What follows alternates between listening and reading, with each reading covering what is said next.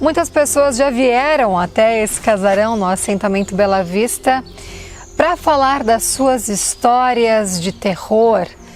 Pessoas asseguram e falam que já viram vultos, fantasmas.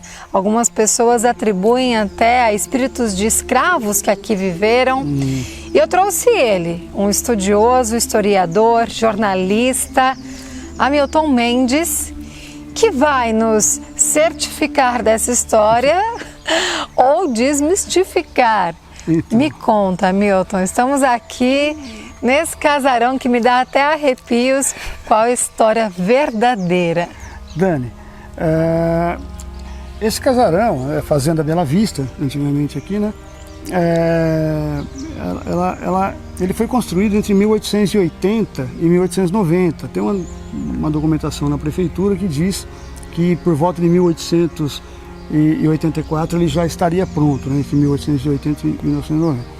A abolição da escravatura aconteceu logo depois disso, né? Então falar que aqui teve escravo, mas esse casarão foi construído já no final do processo da escravidão, e essa fazenda foi do coronel Antônio Joaquim de Carvalho, que foi um dos primeiros fazendeiros da região de Araraquara a trazer imigrantes para trabalhar nas fazendas de café dele.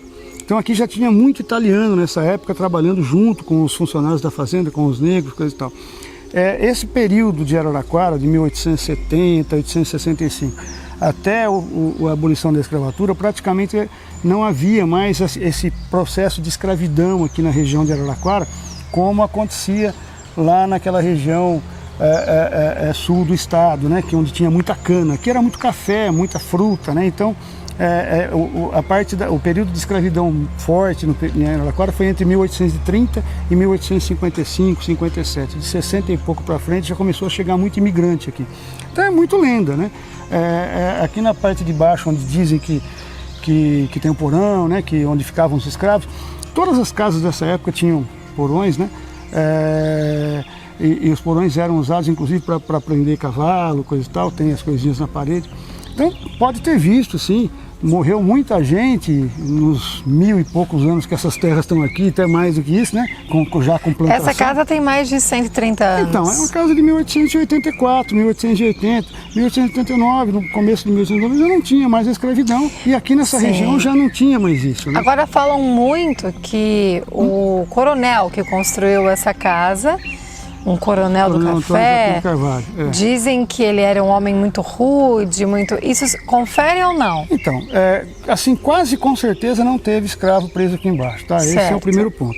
Agora, o coronel Antônio Joaquim de Carvalho, ele entrou para a história de uma maneira assim, ele acabou pagando pelo que aconteceu depois da morte dele, né?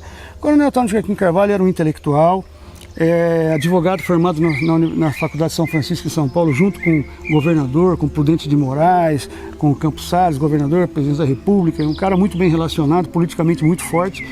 Era uma pessoa de decisão, de força política, um homem que defendia suas posições. Mas falar que ele era um criminoso, que ele era um assassino, é um exagero. Ele foi morto pelo Rosendo de Brito numa discussão, numa briga que no fundo foi banal e acabou sendo colocada como sendo uma briga política, né? E não foi bem isso, o processo deixa isso muito claro, né? E depois da morte dele, o Rosendo deu um tiro nele quando eles se desentenderam dentro da praça, na farmácia. 7 dias depois acontece o advento do linchamento dos Britos. Então aí os Britos acabaram, o linchamento não pode ser aceito, claro, foi comandado pelo genro dele, Teodoro de Carvalho, mas quem pagou o pato, quem entrou para a história como um cara ruim, um cara rude, um cara que mandava bater, o coronel Antônio Joaquim de Carvalho, o que não é uma verdade, né? O coronel Antônio Joaquim de Carvalho foi um líder político forte, né? Defendia suas ideias, realmente tinha briga política com o Pinto Ferraz, que era monarquista, tinha, né? Mas ele não era um assassino, um cara, nada disso, nada disso. O que a gente pode concluir, então, dessa história é que, na verdade, aqui é uma casa antiga, histórica, sim, mas... Se existir fantasma, não é nada disso que o pessoal está falando. Esse fantasma é de outra coisa, sei lá de que natureza veio, né? Até porque, depois da morte do coronel Antônio Joaquim Carvalho, quem assumiu aqui foi o filho dele, o Major Dario de Carvalho, que era um intelectual, um cara espetacular, religioso, né? Trouxe os Oitis para Araraquara, é uma longa história isso, né?